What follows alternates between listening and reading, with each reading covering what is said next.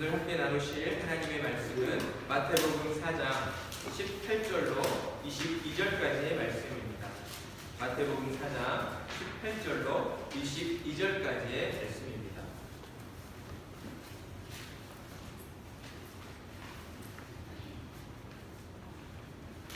하나님의 말씀입니다. 갈릴리 해변에 다니시다가 두 형제 곧 베드로라 하는 시몬과 그의 형제 안드레가 바다에 금을 던지는 것을 보시니 그들은 어부라. 말씀하시되 나를 따라오라. 내가 너희를 사람을 낚는 어부가 되게 하리라 하시니 그들이 곧 그물을 버려두고 예수를 따르니라. 거기서 더 가시다가 다른 두 형제 곧 세베대의 아들 야고보와 그의 형제 요한이 그의 아버지 세베대와 함께 배에서 금을 깁는 것을 보시고 부르시니 다 같이 읽겠습니다. 그들이 곧 배와 아버지를 버려두고 예수를 따르니라. 아멘. 우리 시간 서로를 바라보시며 사랑합니다, 축복합니다 인사 나누시겠습니다. 사랑합니다, 축복합니다.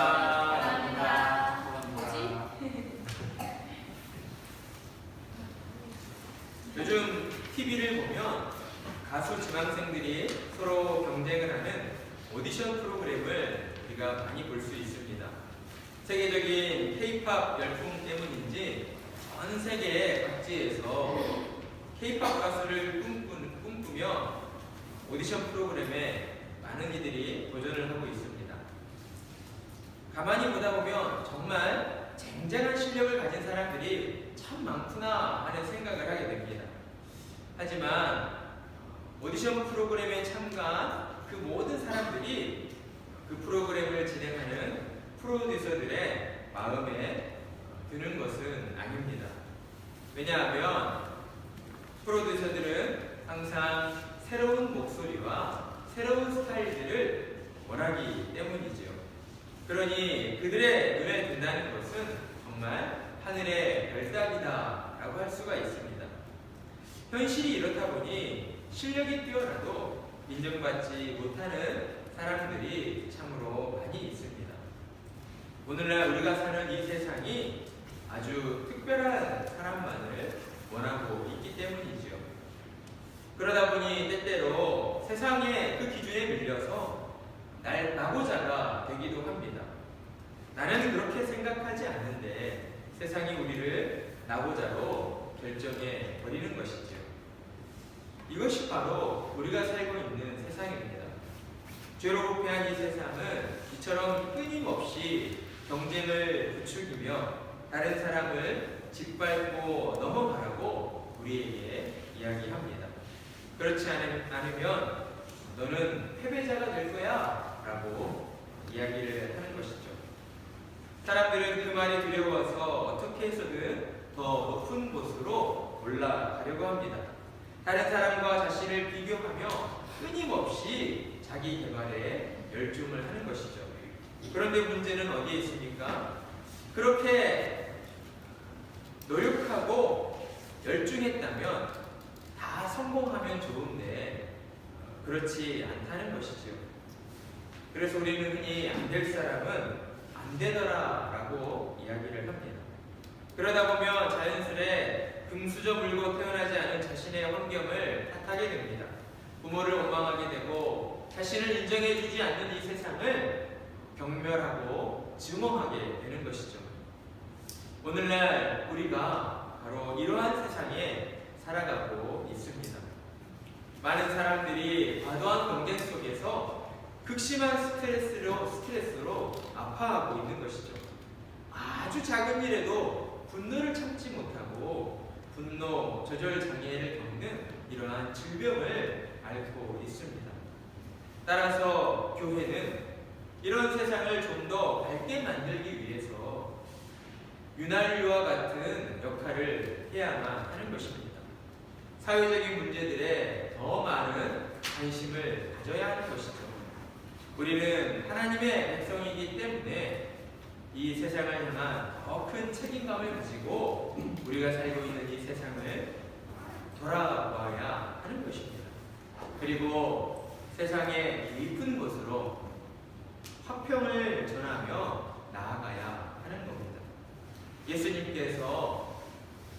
세상에 화평을 전해주기 위해 오셨습니다. 예수님은 세상의 왕들처럼 높고 화려한 곳에서 화평을 전하지 않으셨습니다. 예수님께서는 사람들이 멸시하는 그 낮고 천한 갈릴리 지역으로 가셔서 복음을 전파해 주셨습니다. 예수님께서 그렇게 하신 이유는 너무나 분명합니다. 예수님은 세상에서 천대받고 소외받는 자들을 구원하시기 위해 오셨기 때문입니다. 예수님은 세상에서 억압받고 고통받는 자들에게 참된 자유와 안식을 주시기 위해 오셨기 때문입니다. 따라서 신자들은 이 땅을 사는 동안 예수님을 본받아 살아야 합니다.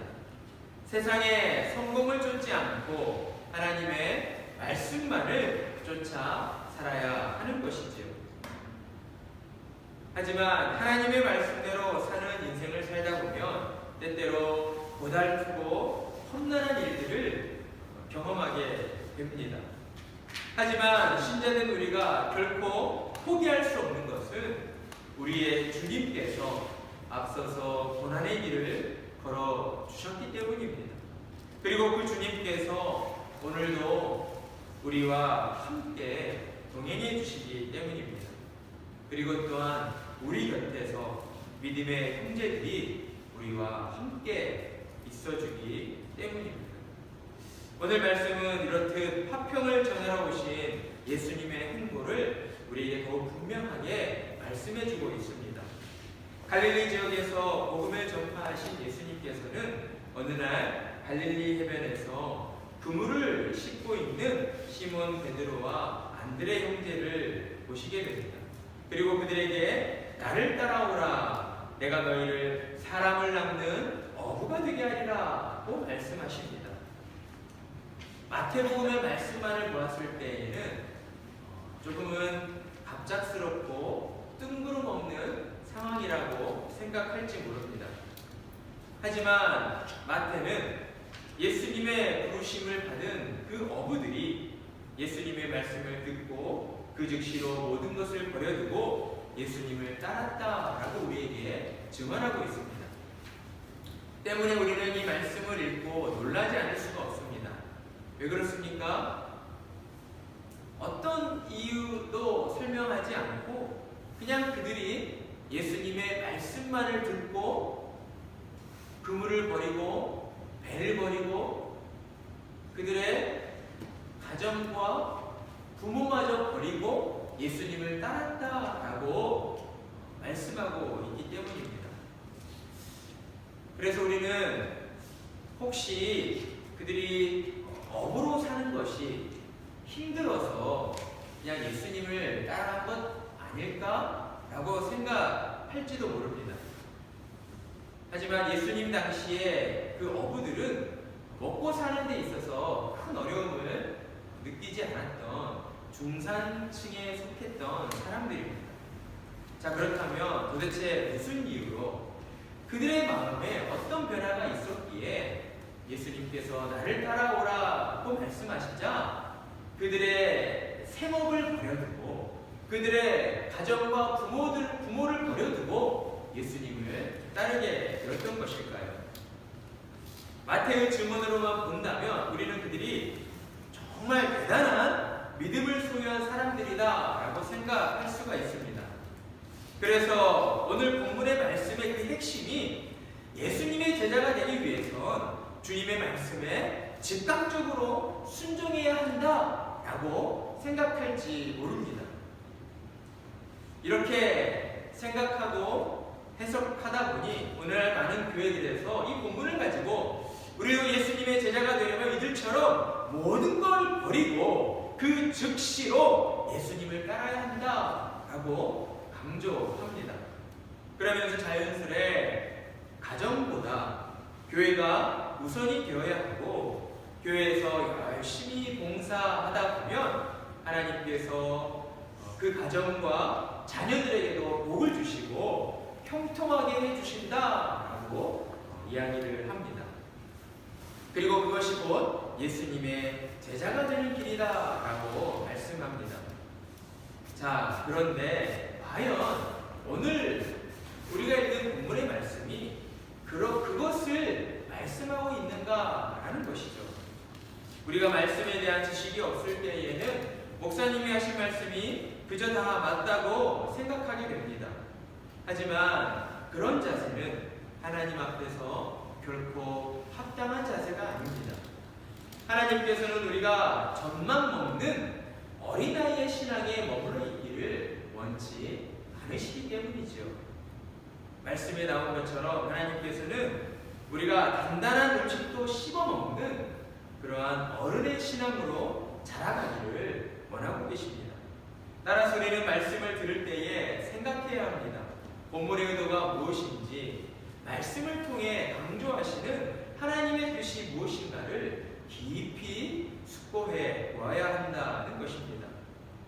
성경을 바르게 이해하기 위해서 우리는 항상 세 가지 해석의 틀을 가지고 성경을 바라보아야 합니다. 첫 번째는 문맥을 통해서, 문맥을 보고 성경의 말씀을 해석하는 문맥적 해석의 틀입니다. 그리고 두 번째는 성경이 기록될 당시의 시대적 상황과 그 사회와 문화를 배경으로 살펴보는 역사적 해석의 틀입니다. 그리고 세 번째는 성경이 기록된 성경의 그 원어인 히브리어와 헬라어의 문법을 통해서 해석해보는 문법적 해석입니다. 그러니까 성경의 해석을 자의적이고 개인의 경험 중심적으로 해석하게 되는 것은 이 같은 세 가지 해석의 틀을 가지고 성경의 본문을 제대로 연구하지 않은 결과이다라고 할 수가 있는 것입니다. 또한 특별히 오늘 공관복음이라 불리는 마태복음, 마가복음, 누가복음의 이 세 복음서를 우리가 바르게 해석할 때에는 하나의 복음서만을 봐서는 안 됩니다. 왜 그렇습니까? 공관복음에는 동일한 사건이 조금씩 다르게 기록되어져 있기 때문이죠. 오늘 본문에 해당하는 예수님께서 4명의 어부들을 제자로 부르신 이 사건 또한 세 복음서에 동일하게 기록되어져 있습니다. 마태복음에는 4장 18절에서 22절의 말씀이고, 마가복음에서는 1장 16절에서 20절의 말씀입니다. 그리고 누가복음에서는 5장 1절에서 11절 말씀에 기록되어져 있습니다. 이 세 복음서의 말씀을 살펴보면 마태복음과 마가복음은 그 내용이 비슷합니다. 하지만 누가복음이 조금 다르다는 것을 우리가 보게 되죠. 그래서 우리는 누가복음 5장 1절에서 11절 말씀을 지금 함께 찾아서 읽어보도록 하겠습니다. 누가복음 5장 1절에서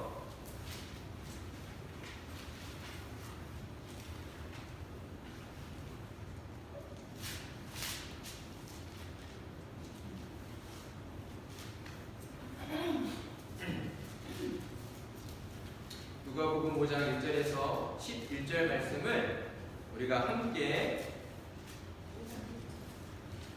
읽겠습니다. 시작. 무리가 몰려와서 하나님의 말씀을 들을새 예수는 게네사렛 호숫가에 서서 호숫가에 배 2척이 있는 것을 보시니 어부들은 배에서 나와서 그물을 씻는지라. 예수께서 한 배에 오르시니 그 배는 시몬의 배라. 육지에서 조금 떼기를 청하시고 앉으사 배에서 무리를 가르치시더니 말씀을 마치시고 시몬에게 이르시되 깊은 데로 가서 그물을 내어 고기를 잡으라. 시몬이 대답하여 이르되 선생님, 우리들이 밤이 새도록 수고하였으되 잡은 것이 없지만은 말씀에 의지하여 내가 그물을 내리리이다 하고, 그렇게 하니 고기를 잡은 것이 심이 많아 그물이 찢어지는지라.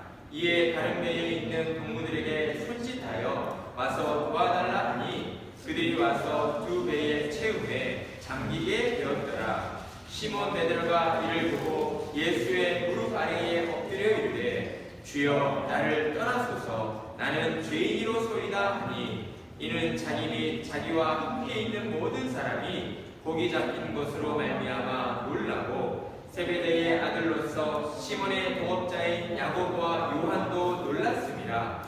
예수께서 시몬에게 이르시되 무서워하지 말라. 이제부로는 내가 사람을 취하리라 하시니 그들이 배들을 육지에 대고 모든 것을 버려두고 예수를 따르니라. 아멘. 어떻습니까? 마태복음과 달리 누가복음은 오늘의 이 사건을 좀 더 상세하게 자세하게 기록하고 있음을 우리가 알 수 있습니다. 따라서 우리는 오늘 마태복음의 말씀을 누가복음과 비교해서 함께 살펴볼 것입니다.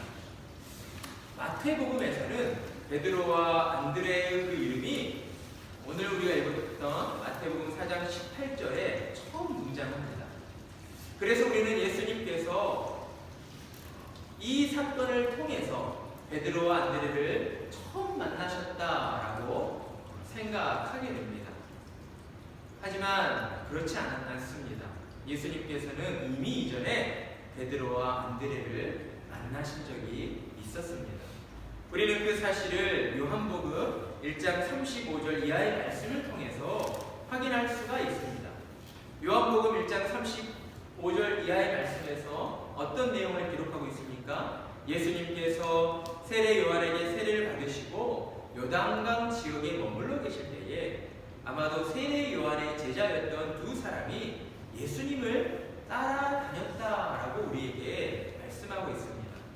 요한복음에 보면 그 두 사람 중에 한 사람이 오늘 마태복음에 등장하는 시몬 베드로의 형제인 안드레였다라고 우리에게 증언하고 있는 것이죠. 요한복음 1장 40절, 42절 말씀을 읽어드리겠습니다. 요한의 말을 듣고 예수를 쫓는 두 사람 중에 하나는 시몬 베드로의 형제 안드레라.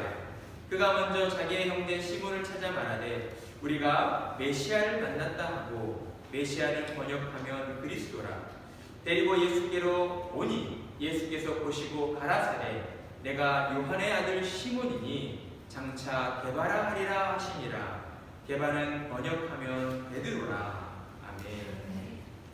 그러니까 역사적 시간 순서대로 이 공간복음의 말씀을 우리가 다시 나열해 보면 요한복음 1장에서 베드로와 안드레가 요단강 지역에서 예수님을 먼저 만나게 되었고 또한 예수님을 한동안 따라다녔다가 세례 요한이 감옥에 갇혔다는 소식을 듣고 예수님과 헤어져서 이제 갈릴리 가버나움이라고 하는 어촌에 내려와 어부로 살고 있었다는 것을 우리가 알 수가 있는 것입니다.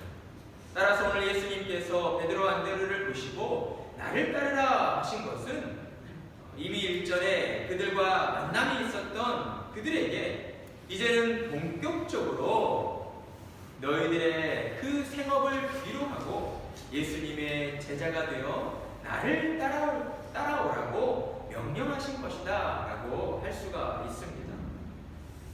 그런데 마태복음에는 예수님께서 나를 따르라고 말씀하시기 전에 이루어졌던 한 가지 사건을 생략하고 있습니다. 우리가 누가복음 5장에서 읽었던 것처럼 어떤 일이 있었습니까? 예수님께서는 갈릴리 해변에서 많은 사람들에게 말씀을 가르치고 계셨습니다. 예수님은 말씀을 듣기 위해 몰려든 그 사람들이 말씀을 더 잘 들을 수 있도록 갈릴리 바다에 시몬의 배를 띄워서 그 배 위에 앉아 말씀을 전하셨습니다. 그리고 말씀을 마치신 예수님께서 베드로에게 깊은 데로 가서 그물을 내려 고기를 잡으라 라고 말씀하셨죠. 하지만 어떻습니까? 지금 베드로의 상황은 예수님의 말씀이 귀에 들어올 수 없는 상황이었습니다. 왜냐하면 그는 밤새 고기를 잡는 수고를 했으나 고기를 잡지 못했기 때문이었죠. 베드로는 더 이상 의욕도 없었고 정말 피곤해서 쓰러질 지경이었습니다. 하지만 베드로는 일전에 과거에 예수님을 만났던 그 경험을 통해서 예수님께서 특별한 분이라는 사실을 알고 있었기 때문에 그가 마음은 내키지 않았지만 자신이 특별한 분으로 알고 있었던 예수님의 말씀이니 그 말씀에 의지하여 그물을 내어보겠다라고 이야기를 합니다. 누가복음 5장 5절 말씀, 시몬이 대답하여 이르되 선생님, 우리들이 밤이 새도록 수고하였으되 잡은 것이 없지만은 말씀에 의지하여 내가 그물을 내리리이다. 마음이 내키지 않았지만 예수님의 말씀에 의지하여 그물을 내렸습니다. 그러자 무슨 일이 벌어졌습니까? 고기가 너무 많이 잡혀서 그물이 찢어지기 시작했습니다. 찢어질 뻔했다가 아니라 누가복음의 말씀을 보면 찢어지더라, 그러니까 찢어지기 시작했다는 것을 우리에게 말씀해주고 있는 것이죠. 이것은 예수님의 권능으로 말미암아 물고기들이 그물 안으로 모여든 것이다 라고 볼 수가 있습니다. 기적이었던 것이죠. 그러자 베드로는 서둘러 다른 배에 있던 어부들에게 도움을 청해서 그물에 잡힌 물고기들을 겨우겨우 배 위에 싣게 됩니다. 그러자 누가복음 5장 7절 말씀은 잡힌 물고기가 얼마나 많았는지 그 배가 물에 잠기게 되었다라고 우리에게 이야기하고 있습니다. 밤새 그물을 던졌어도 고기를 잡지 못했던 베드로는 지금 이 상황을 보고 기가 막혔을 것입니다. 지금껏 어부로 살면서 한 번도 경험하지 못한 물고기들이 스스로 그물로 모여드는, 정말 듣도 보도 못한 그 일들로 인해서 놀라지 않을 수가 없었을 것입니다. 그 순간 베드로는 한 가지 사실을 깨닫게 됩니다. 이 모든 일이 예수님의 권능으로 인해서 일어난 일임을 깨닫게 된 것입니다. 그러자 베드로는 본능적으로 예수님께 달려나가 예수님 앞에 엎드려 주여 나를 떠나소서 나는 죄인입니다 라고 고백하게 됩니다. 성경에는 베드로가 어떤 마음으로 그렇게 행동했는지 설명하고 있지는 않습니다. 하지만 누가복음 5장 9절에 나온 것처럼 베드로와 거기 모인 모든 사람들이 고기 잡힌 것을 보고 놀랐다라고 말씀하고 있는 것을 볼 때에 우리는 베드로가 예수님이 보이신 그 기적을 통해서 하나님의 영광을 느끼게 되었다라고 할 수가 있습니다. 그렇습니다. 하나님의 영광을 경험한 자는 베드로처럼 자신이 죄인이라는 사실을 깨닫게 되어 있습니다. 그리고 그 죄책감으로 인한 두려움 때문에 견딜 수가 없게 되는 것이죠. 그래서 베드로는 예수님 앞에 달려나가 저를 구원해 주십시오가 아니라 저를 떠나십시오, 저를 떠나달라고 예수님 앞에 간청하게 되었던 것입니다. 그러자 예수님은 베드로에게 뭐라 말씀하십니까? 무서워하지 말라. 이제부로는 내가 사람을 취하리라고 말씀해 주십니다. 이에 대해서 마태복음은 사람을 취한다는 의미를 사람을 낚는 어부로 비유해서 나를 따라오라, 내가 너희를 사람을 낚는 어부가 되게 하리라고 말씀하고 있습니다. 여기에서 예수님께서 나를 따라오라 하신 말씀에는 크게 두 가지 의미가 담겨 있습니다. 하나는 한 번 사역자는 영원한 사역자이다라는 것이죠. 그러니까 하나님께 부름받은 사람은 다시 이전의 삶으로 돌아가서는 안 된다라는 것입니다. 왜 그렇습니까? 먼저는 베드로를 부르신 예수님께서 영원하시고 불변하신 하나님이시기 때문입니다. 그 하나님께서 한 번 제자로 부르셨다면 그 제자는 영원히 하나님의 일꾼으로서 하나님의 사도로서 살아가야 하는 것입니다. 그리고 사람들을 하나님께로 인도하는 그 사도의 일이 그만큼 중요하고 무거운 일이었기 때문입니다. 하나님의 사역자로 살아간다는 것은 이 땅의 모든 일들 가운데에 가장 영광스럽고 복된 일이라고 할 수가 있습니다. 때문에 사역자로 부름받은 사람은 오직 하나님의 뜻을 위하여서만 살아야 하는 것입니다. 먹고 사는 생계의 문제로 인해서 사역자의 그 일들이 제약을 받아서는 안 되는 것입니다. 예수님을 따르는 자는, 복음을 전하는 자는 오직 하나님만을 믿고 의지함으로 살아가야 하는 것입니다. 그리고 나를 따라오라 하신 그 말씀의 두 번째 의미는 사역자로서의 사명을 잘 감당하기 위해서는 무엇보다 먼저 예수님을 따르며 예수님께 배워야 한다는 것을 의미하고 있습니다. 하나님의 일은 사람의 힘과 세상의 그 능력으로서 이루어지는 것이 아닙니다. 오직 하나님의 방법대로, 오직 예수님의 가르치신 대로만 이루어질 수가 있습니다. 어부가 물고기를 많이 잡기 위해서 어떤 준비를 합니까? 미끼를 잘 정리하고, 그리고 그물에 그 그물망들을 촘촘하게 잘 다듬습니다.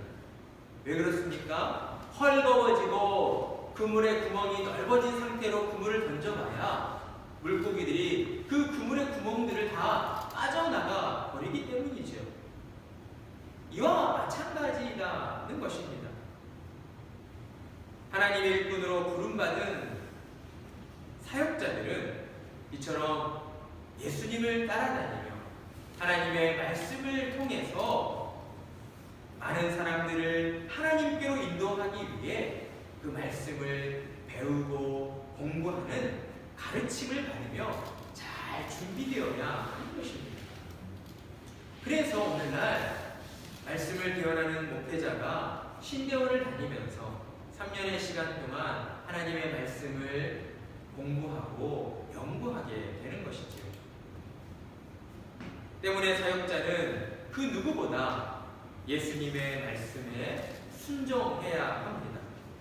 그 누구보다 예수님의 말씀을 본받는 자가 되어야 하는 것입니다.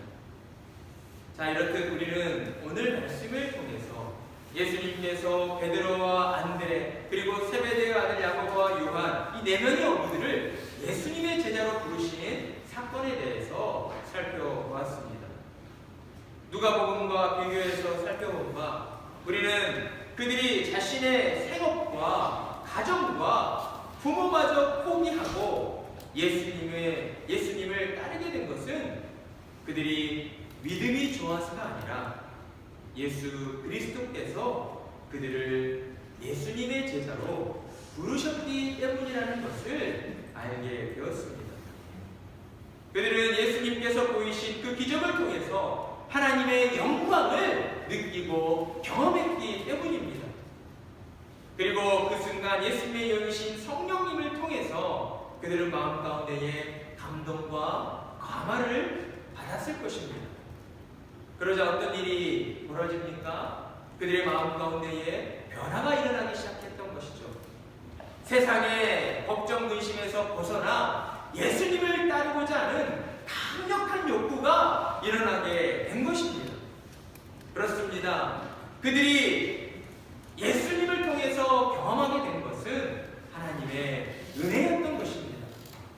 이처럼 하나님의 은혜는 세상의 것에 짓눌려 살아가는 모든 이들의 마음을 자유케 하고 그들의 심령 가운데에 하나님을 따르고자 하는 그 욕구를 불러 일으켜 주시는 것입니다. 예수님을 향한 기대와 설렘으로 충만하게 해 주십니다.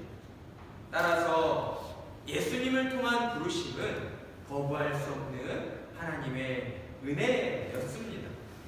구약시대에 아브라함이 그러했고 모세가 그랬습니다. 신약시대에 예수님의 제자들이 그랬고 오늘날 저와 여러분이 그랬습니다. 창세기에서 하나님께서는 아브라함을 부르시고 그에게 구원을 약속해 주셨습니다. 어떤 구원의 약속이었습니까? 가나안 땅으로 들어가게 해 주신다라고 하는 구원의 약속이었습니다. 그리고 하나님 아브라함을 부르신 하나님께서는 그가 약속의 땅 가나안으로 들어가기까지 그와 함께 하시며 그를 인도해 주셨습니다. 오늘 예수님께서도 어부들을 부르시며 그들에게 구원을 약속해 주셨습니다. 그들이 아직 깨닫지 못하지만 예수님이 그들에게 주신 구원의 약속은 바로 예수님 자신이었습니다. 예수님 안에 구원이 있음을 그들에게 느끼게 해 주었고 그들의 마음 가운데에 감동하게 해 주신 것입니다. 그렇습니다. 예수님은 이 땅의 모든 사람들에게 구원의 새 언약이 되어주셨습니다. 예수님을 믿고 따르는 자를 구원해 주시겠다라고 우리에게 약속해 주신 것입니다. 신약시대를 사는 신자들은 따라서 구약시대의 사람들처럼 더 이상 장소에 구애받지 않게 되었습니다. 어디에서든 예수님의 영으로 말미암아 하나님께 경배드릴 수 있게 된 것입니다. 따라서 우리는 더 이상 성전이라는 단어를 사용해서는 안 됩니다. 교회의 강단을 가리켜서 지성소라고 불러서도 안 될 것입니다. 교회의 건물을 거룩한 곳으로 여기고 우상 숭배하듯이 행했던 잘못된 관행들을 우리는 그쳐야 하는 것입니다. 그리고 여전히 비성경적인 것들에 관심을 두고자 하는 우리의 마음을 경계해야 하는 것입니다. 왜 그렇습니까? 예수님으로 말미암아 하나님께서는 오직 예수 그리스도를 구주로 믿고 따르는 성도들을 거룩하다 여겨주시기 때문입니다. 오늘 말씀을 통해서 우리는 고기 잡는 어부들을 예수님의 제자로 부르신 그 예수님께서 과연 어떤 분이신가를 우리는 깨닫게 됩니다. 예수님은 우리와 함께 하시기를 기뻐하시는 분이십니다. 예수님께서는 갈릴리 지역에서 천국 복음을 전파하시며 당신의 사역을 시작하셨습니다. 예수님에게는 당신에게 주어진 사명을 온전히 이루실 만한 완전한 능력이 있으셨지만 예수님은 그 사명을 혼자 감당하시지 않으셨습니다. 예수님은 오늘 우리가 읽은 말씀처럼 고기를 잡는 어부들을 부르시고 그들에게 나를 따라오라. 내가 너희를 사람을 낚는 어부가 되게 하리라고 말씀해 주셨습니다. 이왕이면 좀 더 좋은 가문에서 태어난 학식 있고 지식이 있는 그런 실력 있는 사람들을 부르셔서 예수님의 제자가 되게 하셨다면 예수님의 그 사역들이 조금 더 효율적으로 이루어졌을 것 같은데 예수님은 세상에 지식이 있고 학식이 있는 뛰어난 가문에 있었던 사람들을 부르시지 않았습니다. 그저 시골에서 배우지 못한 사람들을 예수님은 부르셨고 그들을 통하여서 사람을 낳는 사람들을 하나님께로 인도하는 그 일들을 허락해 주셨습니다. 예수님께서는 오늘 이 시간에도 저와 여러분을 사람을 낳는 법으로 부르고 계십니다. 우리는 참으로 부족하고 연약한 자들이지만 예수님께서 우리를 부르셨기 때문에 예수님은 우리와 늘 함께 해주시고 우리의 모든 삶을 통해서 하나님을 기쁘시게 해드리는 한 사람을 하나님께로 인도하여 구원을 얻게 하는 그 일들에 우리를 사용하여 주십니다. 따라서 우리가 가져야 할 마음가짐은 무엇이겠습니까? 내게 너무나도 중요한 사명이 주어졌음을 늘 기억하고 우리 각자의 삶 속에서 예수님을 알지 못하고 죽어가는 한 사람의 영혼을 하나님께로 인도하는 그 일들에 쓰임 받을 수 있음에 감사하는 마음을 가져야 하는 것입니다. 그리고 어디에서든지 하나님이 기뻐하시는 한 영혼을 구원하는 그 일들에 우리가 더욱 열심을 내어서 그들의 영혼을 두고 하나님 앞에 기도해야 하는 것입니다. 우리가 주님의 말씀에 순종하여서 우리 각자의 삶 속에서 한 사람을 하나님께로 인도하는 그 일들에 마음을 쏟고 그들을 위하여 기도할 때에 우리와 함께 하시는 주님께서 그들의 영혼을 반드시 구원해 주실 줄 믿습니다. 아멘. 그들의 영혼의 구원으로 말미암아 우리가 믿는 하나님이 죽어 계신 하나님이 아니라 오늘도 살아계시고 오늘도 우리와 함께 하시고 우리를 통하여 역사하시는 하나님이시라는 것을 우리가 깨닫게 되고 그로 인하여 우리의 마음에는 더 큰 기쁨과 감사로 충만하게 될 것입니다. 그러한 은혜가 우리 모두에게 날마다 충만히 임하기를 간절한 마음으로 기도합니다.